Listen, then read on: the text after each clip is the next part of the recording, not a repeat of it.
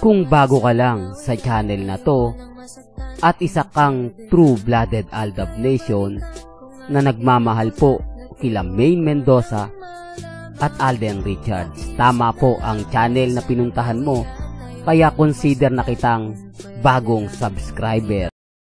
So, maraming salamat po. Inaasahan po namin ang inyong suporta at good luck sa ating lahat na tatakbo ng 16K. Let's go! There you go. But before that, Alden, gusto malaman ng ating mga runners. Ano daw yung target time mo for 16 kilometers? Kasi parang gusto nilang sumabay. Kaya naman, hindi pa ako ganun kapalong-palo tumakbo, pero hopefully siguro less than 2 hours, definitely. Guys, you heard it. Less than 2 hours. Kung gusto nyo sumabay kay Alden, sabayan nyo siya mamaya. By the way, wait lang. So, they have a target, parang they have a personal best that they want to target today. So, if you want to have your pictures taken, please after na lang ng race. After the race. Yes. Let's respect their target time.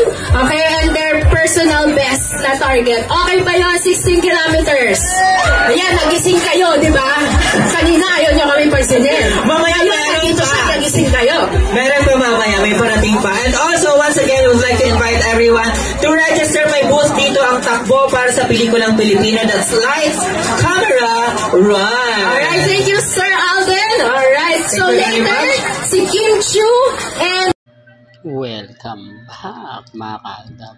Itong video na napanood nyo, isa po sa mga ebidensya at resibo natin na may mga kaganapan po para kay Alden na talagang focus nga po siya sa kanyang goal.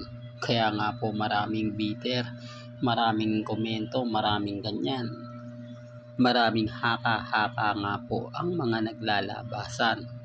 Pero bakit ganun po mga kaaldab? Kapag tayo naglabas ng mga ebidensya at resibo na tumutugma po sa mga post, sa mga update ni Alden Richards, ni Maine Polkerson, marami nagre-react.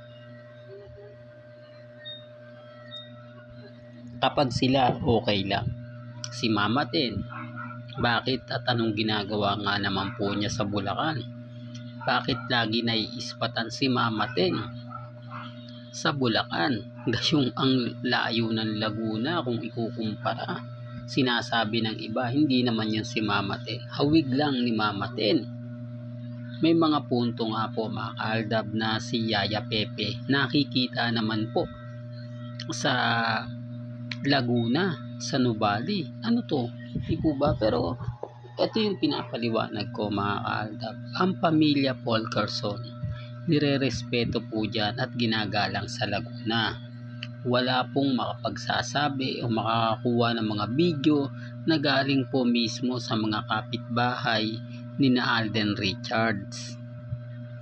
Ang mga nakakakuha lang to at nagsasabi yung malapit po mismo sa pamilya Polkerson. Hindi naman po namin to malalaman o hindi naman po namin to kumbaga may babalita sa inyo kung wala nga pong tao ang nasa likod ng pagbibigay po ng update. Hindi po ba? Kaya nga sabi ko sa inyo, may mga point mga kaaldab na mahirap nga po talagang sabihin, ipaliwanag, lalong-lalo na nga po kapag wala kang ebidensya at resibo. Kaya nga sabi ko sa inyo, kung Aldab Nation lang naman po talaga, mas madali tayong magkaintindihan at magkaunawaan. Kasi hindi naman po kami gagalaw. Hindi naman po mabubuo sina Baby Teo at Playmate sa Aldab lang. Dahil sa tulong na rin po ito ng pamilya Polkerson, nila Henyo Master Joey De Leon, Bossing Big Soto, Tito Sen, Ma'am Ruby, Alan K, Jose, Wally at Paulo. Sila po yung nag-udyok na may anak na rin po sina Alden at si Maine. Balikan natin ang pamilya Mendoza. Bakit nga po ba wala ring nagbibigay ng post o update na naandun talaga si Mama Ten? Una sa lahat, nire-respeto at ginagalang ang pamilya Mendoza.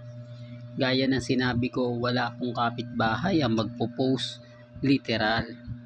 Pero pwede nilang sabihin, ikwento sa mga kaibigan nila na Aldab Nation.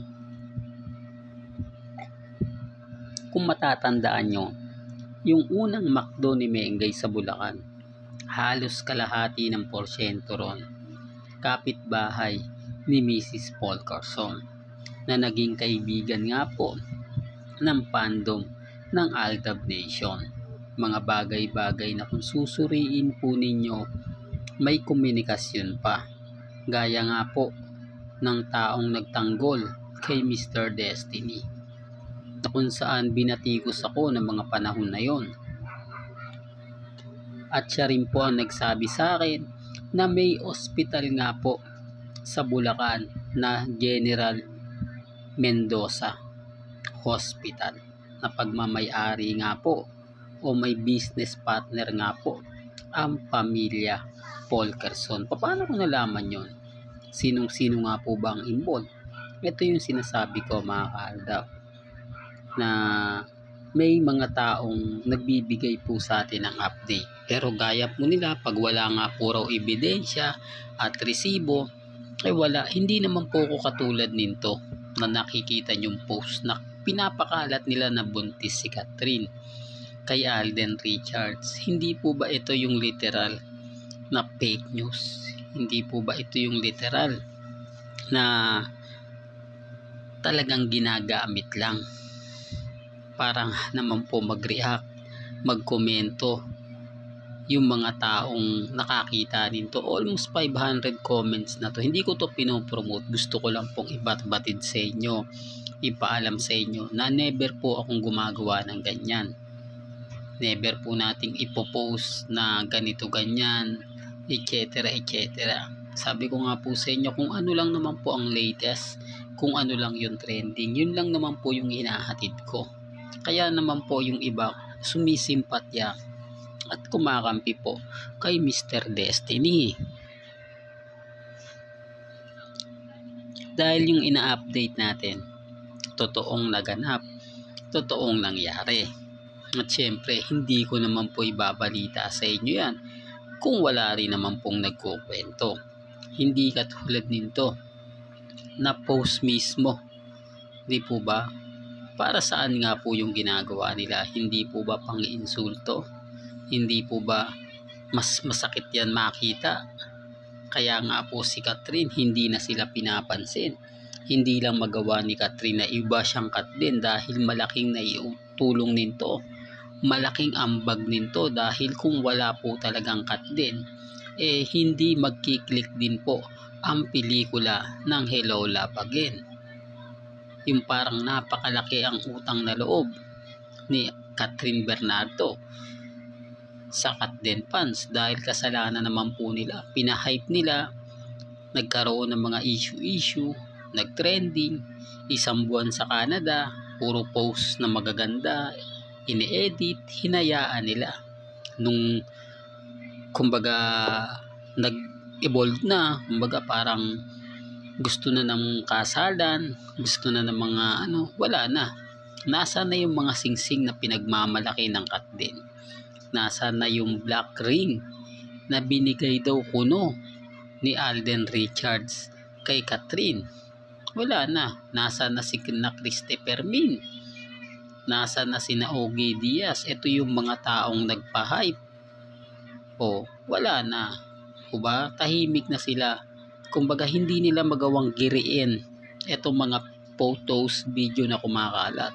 Kasi isa rin po sila sa nagpa-hype Isa rin sila, ayon sa akin reliable source, mas matindi daw pong nangyari sa ban.